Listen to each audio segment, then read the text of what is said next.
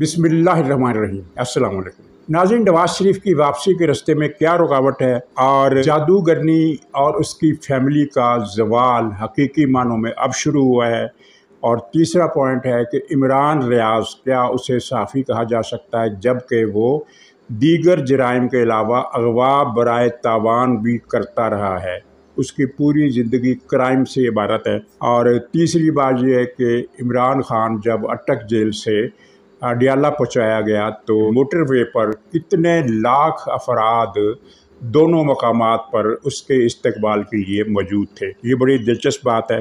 तो नाज़रीन, आगाज़ करते हैं नवाज शरीफ की वतन वापसी से। 21 तारीख को उन्होंने आना है, आज 28 तारीख हो गई है। गोया के 2 दिन और 20 दिन 22 दिन बाकी रह गए। 23वें दिन उन्होंने पाकिस्तान के लिए रवाना हो जाना है। और उससे पहले जो शेड्यूल, एक ख़बर मिल रही है ज़राए से कि वो सऊदी अरब भी रुकेंगे। और अगर वो सऊदी अरब रुके तो ये बड़ा एक सिग्निफिकेंट और अहम मामला होगा। और ख़्याल यही है कि ऐसा होगा क्योंकि सऊदी अरब और कतर दोनों मुल्कों की तरफ से नवाज शरीफ के लिए खैर सगाली के पैगामात और यकीन दहानियाँ हमारे अस्करी हुक्काम को कराई जा चुकी हैं। ये एक ख़बर है और ये बाकायदा तस्दीक शुदा ख़बर है।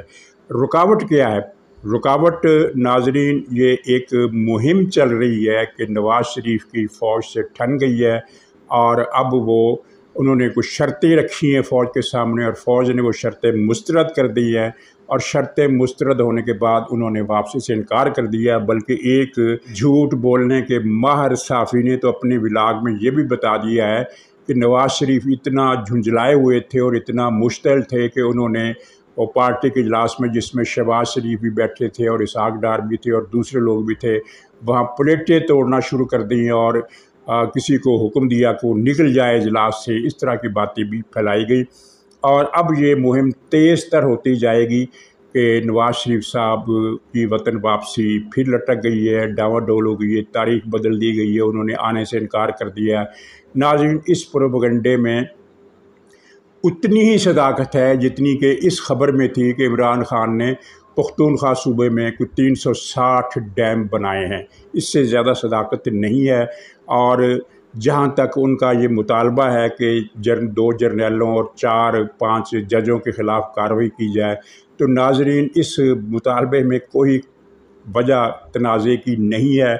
सारा मामला एमिकेबली सेट हो चुका है। और अगर नवाज शरीफ के हाथ लगाए बग़ैर ही इन सब लोगों का एहतसाब हो जाए तो आपको या किसी को या मुझे क्या एतराज़ हो सकता है? एतराज़ उनको होगा जो डर रहे हैं कि नवाज शरीफ की वतन वापसी का प्रोग्राम अब तब्दील होने वाला नहीं है। इस बात से खौफज़दा है।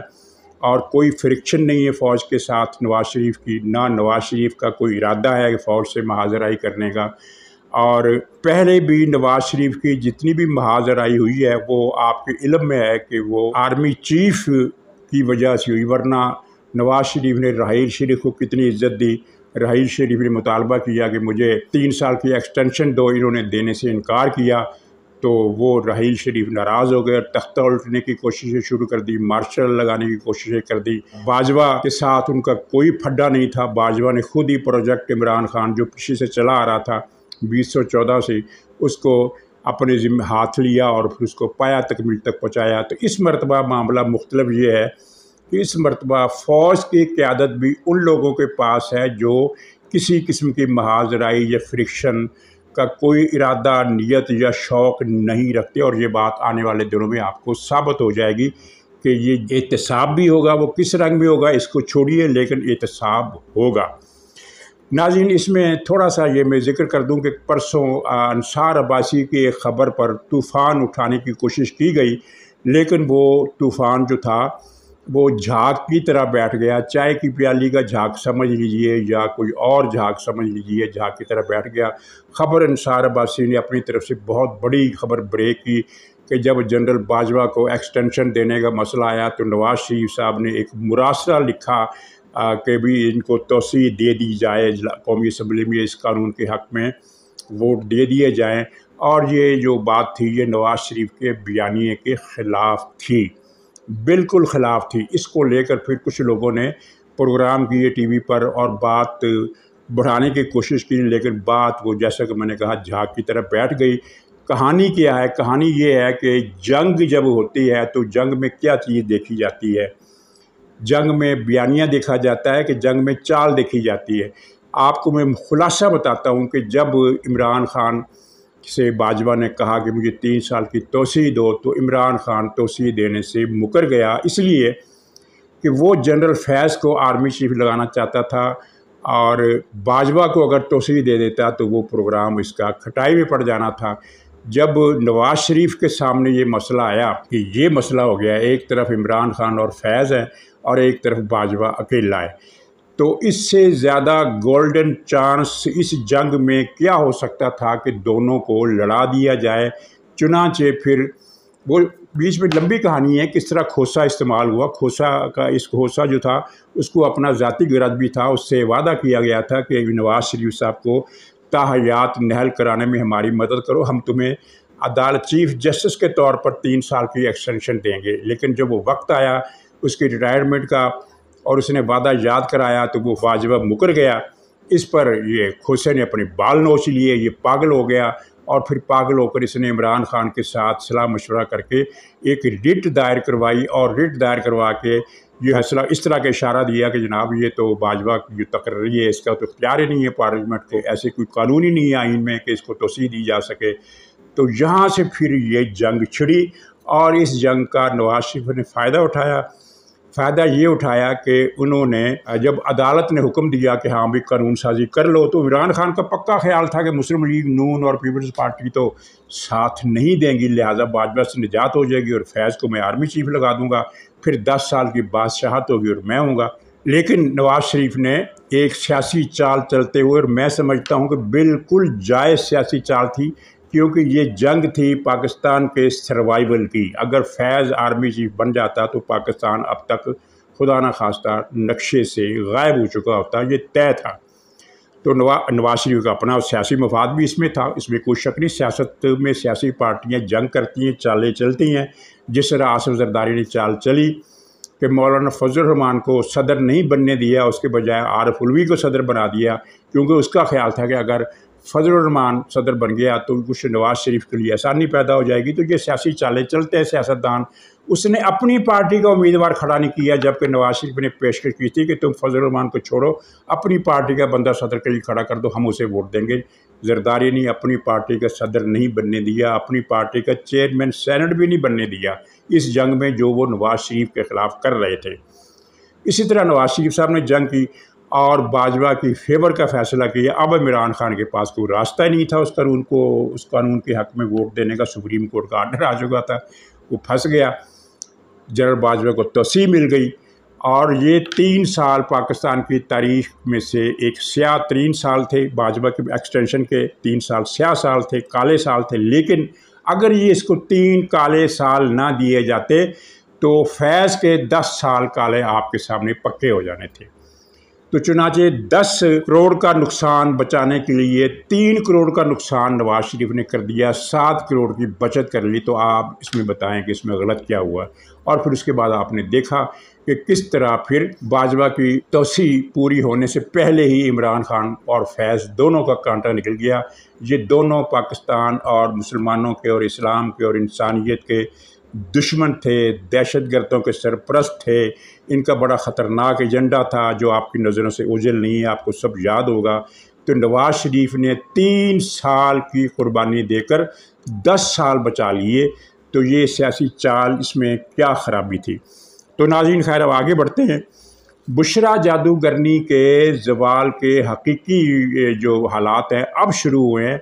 अगरचे एक लिहाज से देखा जाए तो इसका ज़वाल उसी दिन हो गया था जब इमरान खान को वज़ीर आज़म हाउस से लात मारकर बाहर निकाला गया था। तो उसी दिन से बुशरा जादूगरनी का ज़वाल भी शुरू हो गया था। लेकिन हकीकत में असल मानों में ज़वाल अब शुरू हुआ है, और ये वो जादूगरनी है जिसके पास वाक़यतन काला इल्म है। पहले बहुत सारे लोग नहीं मानते थे, वो ये कहते थे कि नहीं ये प्रोपेगेंडा है, ऐसे मशहूर किया गया है कि उसके पास जिन्न है, मुवक्किल है। लेकिन नहीं, वो सचमुच की जादूगरनी है। ये अलग बात है कि जादूगरनी के बारे में जो लोगों की तस्वुरात हैं वो गलत है, कि जादूगरनियाँ सब कुछ कर सकती हैं। जादूगरनी एक आदमी 2 आदमी पर वो अपना काला अमल करके उनका जहन ख़राब कर सकती है, जिस तरह बुशरा जादूगरनी ने कई लोगों के किए, जिनमें मुअन्नस लाई भी शामिल है, परवेज़ लाई भी शामिल है, कुछ और लोग भी होंगे। लेकिन असल चीज़ जो उसकी थी, ये वैसे मैं बता दूं कि ये राजस्थान के जो जादूगर हैं, अघोरी साधुओं के जो शागिर्द है राजस्थान में, ये बुशरा बीबी ने उनसे जादू सीखा है। और किसको नहीं पता कि ये जो हमारी सरहद है राजस्थान के साथ साथ ये जो हमारी मशरक़ी पंजाब वाली सरहद है ना, वो फिर भी महफूज है। लेकिन ये जो मशरक़ी पंजाब के नीचे यानी बहावलनगर फोटाबाद से नीचे से लेकर थर तक ये सारा इलाका सहराई और नीम सहराई है, तो यहाँ से आना जाना लोगों का उतना मुश्किल नहीं होता जितना कि अर्बन एरियाज़ में होता है। यहाँ इतनी सख्ती, इतनी चौकसी नहीं की जा सकती, सिवाय इसके कि आप वो फेंस लगा दें, बॉर्डर पर तार लगा दें, वो मुश्किल होता है काम, जिस तरह अफ़गानिस्तान के बॉर्डर पर लगाया गया।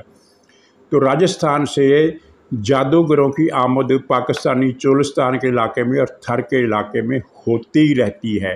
ये जो पाकिस्तान में जादूगर इस तरह खुम्बियों की तरफ फैल गए हैं, तो उसकी वजह यही है कि एक वजह ये है कि हिंदुस्तान से जादूगरों का और उनके शागिर्दों का आना जाना लगा रहता है तमाम तरह सरहदी हिफाजती इंतजाम के बावजूद। ये जो अब ग़ुलाम फरीद मनिका गिरफ़्तार हुआ है, तो ये पूरी कहानी तो फिर एक अलग है ना, इस पर अलग से प्रोग्राम करना पड़ेगा अगर तफसील बताई जाए कि किस तरह ये ख़ानदान इसने अपनी क्रिमिनल एक्टिविटीज़ का आगाज़ किया और मनिका फैमिली और फिर ये बुशरा फैमिली और बुशरा की बीबी वो फर्रा गुजरी का शौहर वो पता नहीं कौन सा जो गुजर है, सलीम गुजर ऐसा कोई नाम है उसका, और फिर बुशरा बीबी के दोनों बेटे और बेटियां और एक बेटी और फिर फर्रा गुजरी की सहेलियां।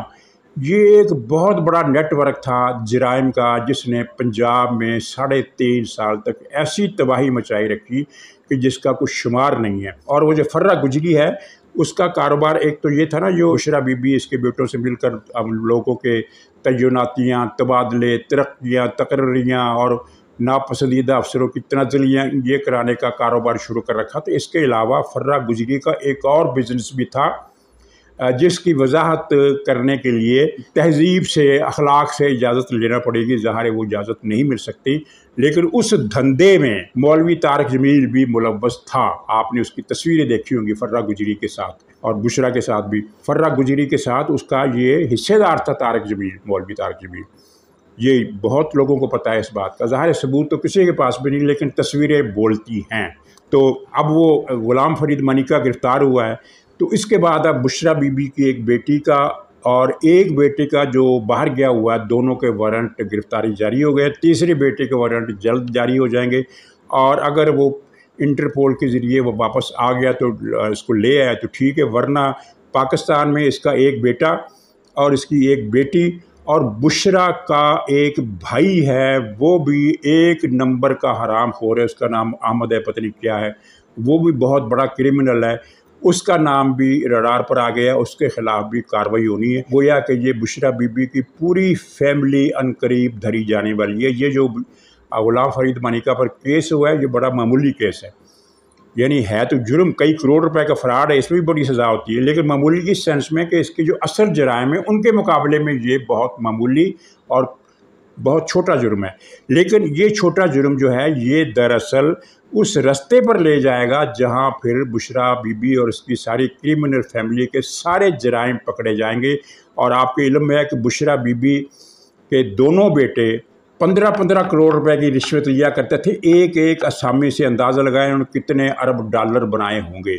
और ये बुशरा उसका एक हिस्सा ये बाप को देते थे ग़ुलाम फरीद मनिका को, और एक हिस्सा अपनी माँ को देते थे यानी गुलाबो जादूगरनी को। गुलाबो जादूगरनी दोनों बेटों से हिस्सा लेती थी, फर्रा गोगी से भी हिस्सा लेती थी, उस्मान बुज़दार उससे भी हिस्सा लेती थी। और इस तरह इनका एक नेटवर्क जो था, इन्होंने जितनी दौलत कमाई है अभी तक खुद हुकूमत को पता नहीं चल रहा कि इन्होंने कितनी दौलत कमाई है। ये अंधी कमाई, क्योंकि आप देखें ना कि एक राशि, एक करप्ट का कितना रेट होता है। इनका तो रेट ही 5 करोड़ से शुरू होकर 15 करोड़ के दरमियान, 5 से 15, 50 लाख 60 लाख रुपए वाला कोई चक्कर इनका था ही नहीं। यानी इन्होंने जिससे भी पैसे लिए हैं वो करोड़ों के हिसाब से लिए हैं, लाखों के हिसाब से नहीं लिए। तो अब हम ये कह सकते हैं कि इस ज़ालिम और शफ़ाक जादूगरनी का और उसकी फैमिली का ज़वाल अब शुरू हुआ है और अब ये मंतकी अंजाम तक पहुँचेगा। इसका अरूज, इसका इक़्तिदार, इसकी दौलत, ये सब अब बहुत जल्द किस्सा परीना बन जाएंगे, जिस तरह के बना करते हैं। आपके सामने परवेज़ इलाही का अंजाम देखा आपने। परवेज़ इलाही ने खरबों रुपए की करप्शन की, लेकिन जब से ये जेल गया है इसके कारोबार को इतना नुकसान हुआ है कि कई अरब रुपए का तो इजाला कंपनसेशन गोया कि कुदरत ने कर दी है। तो नाज़रीन, ये अब खबर किसी दिन भी आएगी कि इसकी बेटी पकड़ी गई, इसका बेटा भी पकड़ा गया और मुमकिन है कि जो दूसरा बेटा है जो बाहर गया हुआ है उसको भी लाने में कामयाबी मिल जाए।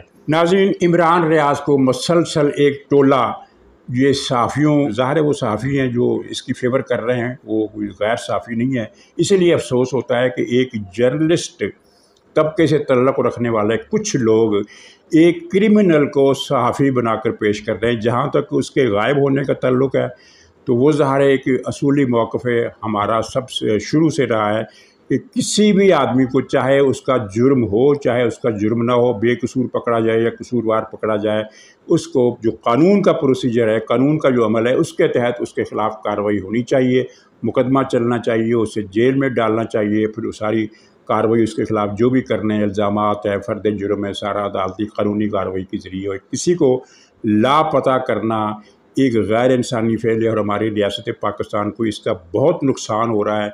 इसकी साख आलमी सतह पर अगर ख़राब हो रही है तो उसकी एक वजह यह है कि जहाँ लापता अफराद की तादाद बेहद्दो हिसाब है, बहुत ज़्यादा है। और इस सिलसिले में, इस अमल के नतीजे में हज़ार वालिदैन ऐसे जिनकी ज़िंदगी जीती जी दोज़ख बनी हुई है, तो उनकी बद्दुआओं से भी डरना चाहिए।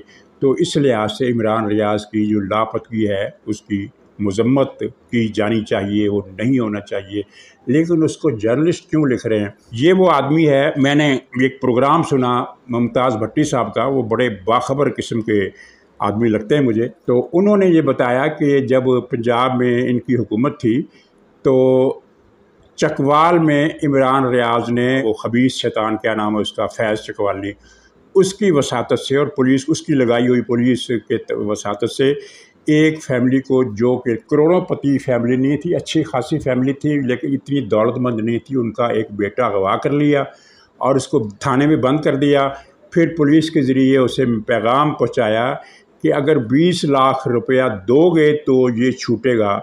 उन्होंने, वालिदैन ने कहा कि हमने क्या कसूर किया, हमारा क्या जुर्म है? उसने कहा जुर्म छोड़ो, तुम 20 लाख रुपये दोगे तो इसे छोड़ेंगे। वो बेचारे 20 लाख की असामी नहीं थे, वो 1-2 लाख इकट्ठे कर सकते थे। 20 लाख उन्होंने लोगों से पकड़ कर कुछ चीज़ें बेच कर, जब किस तरह भी किया, उन्होंने 20 लाख का इंतज़ाम किया। और जब वो 20 लाख रुपए इमरान रियाज को दिए गए, उसके हाथ में रखे गए, तो फिर जनाब अदालत से उसकी ज़मानत मुमकिन हो सकी। अंदाज़ा करें कि फैज़ चकवाली और उसके गैंग ने, जिसका ये बड़ा सुरगना था इमरान रियाज, वो किस हद तक के जराइम में मुलव्वस रहा है और उनकी क्या गुंडागर्दी और क्या उनकी दहशत थी और क्या ये। अच्छा, और ख़ुद इमरान रियाज, ये मैं बता चुका हूँ, इसमें दोहराने की ज़रूरत नहीं, ये झूठ घड़ता था, झूठ फैलाता था, लोगों की इज़्ज़त आबरू से खेलता था। इसका गुरूर का अंदाज़, आपने अगर इसकी पूरी तस्वीरें देखी हों, इसके जो गुरूर का अंदाज़ था, वो लगता था कि ये शद्दाद और फ़िरौन के बाद ये तीसरा यही पैदा हुआ है जो ज़मीन पर अकड़ कर चलता है और जो पहाड़ों को एक ठोकर से गिरा सकता है।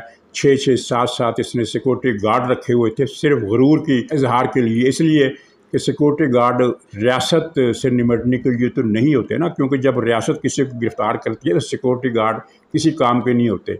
सिक्योरिटी गार्ड उसने सिर्फ इसलिए रखे थे जहाँ से गुजरे लोगों पर इसकी दहशत फैले। और इतना ये कैलेस आदमी था कि ये जंगल में निकलता था तो बिला ज़रूरत परिंदों को मार मार कर अपनी गाड़ी भर लेता था, हालांकि इतना गोश्त इसने खाना भी नहीं होता था। वैसे भी जो जंगल में घुसकर मासूम जानवरों को, परिंदों को शिकार करता है, मेरी नज़र में तो वो इंसान ही नहीं है। हो सकता है आपको नुक्ता नज़र मुख्तलिफ हो, आप ये कहें कि भी गोश्त खाने के लिए शिकार जायज़ है। तो भाई, इस्लाम में गोश्त खाने के लिए शिकार तब जायज़ है जब आपके पास गोश्त ना हो, आपके पास खुराक ना हो, फिर आपको इजाज़त है कि आपको जानवर जंगल में मारकर उसको खा सकते हैं। शौकिया शिकार जो है वो तो एक लानत है।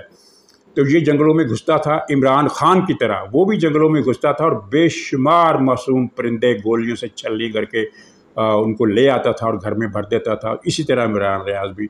और इमरान रियाज़ इसके बारे में मैं कहा करता हूँ कि ये ट्रिपल सी है, यानी क्रिमिनल भी है, करप्ट भी है और कैलस भी है, बेपनाह ज़ालिम और शफाक। और फिर इसकी जो शामत अमाल आई वो इसकी करप्शन की वजह से नहीं आई, क्योंकि पाकिस्तान में करप्शन अब तक तो कोई जुर्म रहा ही नहीं है। इसकी शामत तब आई जब इसने उन लोगों को ललकारना शुरू कर दिया किसी दिमाग की ख़राबी की वजह से, या इस वजह से कि मेरे पास जो महल्लात हैं उनका सिर्फ रकबा ही 1 अरब रुपए का है और इसकी चकवाल में भी जायदादें हैं और भी कई मुकामात पर जायदादें हैं। इतनी जायदादें इसने कहाँ से कमाई, जबकि ये एक भूखी नंगी फैमिली का पस मंज़र रखता है। इसकी फैमिली जो थी वो मानी तानी हुई भूखी नंगी फैमिली थी, जिनके घर एक खाना पकता था, दूसरा नहीं पकता था। और अब ये खरबोपति है। इसके महल्लात देखें, इसका जो घर है वो महल नहीं है, वो महल्लात हैं, कई महल्लात हैं, पूरा कम्प्लेक्स है। वो आपने वो फिल्म देखी होगी, उसकी वो गुलकार था माइकल जैक्सन, उसने एक अपनी स्टेट बनाई थी बहुत बड़ी, ये उसी के नक्शे पर इसने स्टेट बनाई है। इतनी दौलत इसके पास कहाँ से आई। और फिर इसने चैलेंज कर दिए फ़ौज को कि ये कहकर कि आपका वास्ता अब टक्कर के लोगों से पड़ा है। यानी फ़ौज को चैलेंज करने वाला कोई सहाफ़ी होता है कोई जो फ़ौज को ये कहकर चैलेंज करे कि हम आपको अब टक्कर वाला आदमी पहली मरतबा मिला है, यानी मैं तुमसे टकराऊँगा। ये ज़ोम इसके दिमागी ज़हनी ख़राबी की वजह से थी, इसलिए कि इसको इदारों ने पाला, जो टैक्स पेयर्स की रकम थी उसके ज़रिए से इसको और इस जैसों को बहुत सारों को पाला, जो आपको दिन रात अब फ़ौज पर भौंकते बकवास करते नज़र आते हैं मुख्तलिफ यूट्यूब चैनल पर, और थोड़ा बहुत टीवी चैनल्स पर भी बैठकर इशारों को राय में वो फ़ौज को रगेते हैं। तो इन लोगों को फ़ौज ही नहीं पाला था और पाकिस्तानी कौमी ख़जाने से रकम इनको दी जाती रही है। फैज़ चकवाली, बिज्जू बाजवी, रहील शरीफ और वो गफूरा और फिर वो आसम बिज्जू, इनके दौर में ये पाकिस्तान के कौमी ख़जाने से इन सहाफ़ियों को रकूम दी जाती रही है, लाखों हज़ारों के हिसाब से नहीं, करोड़ों के हिसाब से। ये जो पलटन आपको नज़र आती है वो लगभग 100 जर्नलिस्ट है, जो कुछ टीवी पर बैठे हुए हैं, कुछ अखबारात में हैं और ज़्यादातर अब उनमें यूट्यूब पर आ गए हैं। तो ये इनमें से हर कोई करोड़पति अरबपति है, कोई भी गरीब नहीं है। और ये सब फैज़ान है फैज़ चकवाली के उस पूरे नेटवर्क का, जो आसम बाजवा और रहील शरीफ के दौर में शुरू हुआ था और बाजवा का और फैज़ चकवाली के दौर में मुकम्मल हुआ, और इस दौर में पाकिस्तान का कौमी ख़जाना इन पर लुटाया गया। तो ऐसे आदमी को, जिसकी पूरी ज़िंदगी जराइम से इबारत है, जो झूठ बोलता है, जो झूठे इल्ज़ाम लगाता है और ख़ुद को टक्कर का आदमी समझता है, उसको आप जर्नलिस्ट कैसे कह सकते हैं? मैं ये समझने से कासिर हूँ। एक साहब ने कहा कि देखो, टीवी एंकर हैं, तो उसने कहा कि ये देखो पाकिस्तान की सहाफ़त के साथ क्या हो रहा है, क्या इमरान रियाज़ पाकिस्तानी सहाफ़त है? फिर तो जनाब आदिल राजा को भी आप सहाफ़ी मान लें, वो भी जर्नलिस्ट है, क्योंकि बहरहाल वो जब यूट्यूब चला रहा है तो कम्युनिकेशन मीडिया से किसी न किसी तौर पर तो उसका ताल्लुक़ बन गया है। फिर आदिल राजा के हुकूक़ के लिए भी आप मुहिम करें, प्रोग्राम करें, व्लॉग करें कि उसको भी पाकिस्तान बाइज़्ज़त तरीके से वापस लाया जाए और उसकी छीनी गई मरात वापस ली जाएँ, और ये सारा मुतालबा आपको करना चाहिए। अगर नहीं करते तो फिर ये मुनाफ़क़त है कि इमरान रियाज़ के लिए तो आप बात उठाते हैं, और आदिल राजा जो इमरान रियाज़ के मुकाबले में कम दुश्मन है पाकिस्तान का। आदिल राजा पाकिस्तान के दुश्मन है, इसमें कोई शक नहीं है, लेकिन वो अपनी पाकिस्तान दुश्मनी में इमरान रियाज़ से पीछे ही था। इसको आप सहाफ़ी मानते हैं, फिर उसको आप सहाफ़ी क्यों नहीं मानते? तो नाज़रीन, इजाज़त दीजिए, इंशाअल्लाह अगले प्रोग्राम में फिर मुलाकात होगी। तब तक के लिए खुदा हाफ़िज़।